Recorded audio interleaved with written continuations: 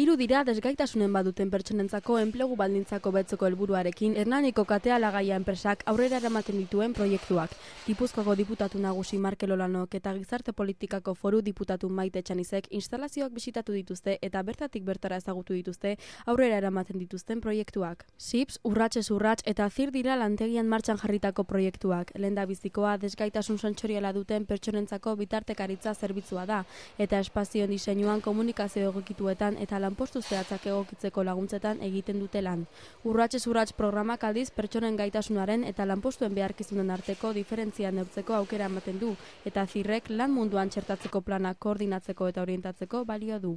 Ver qué distancia hay entre las capacidades de cada persona y el trabajo que tiene que desempeñar e intentar, pues mediante acompañamientos personales, mediante nuevas tecnologías, mediante nuevas tareas que se pueden ejecutar, reducir esa distancia y que todas las personas podamos tener un acceso a un empleo digno, porque eso al final es una de las características de tener una vida normal, que es a lo que todos aspiramos, y una vida feliz, como decían ellos ahora, que uno de los objetivos también es ser feliz en el trabajo y eso es importante.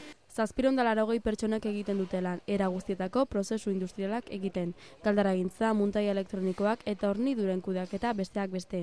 Enpresak desgaituentzako proiektuak bultzatu dituen arren, krisi garaian eman zaio bultzadarik handiena alderdi honi.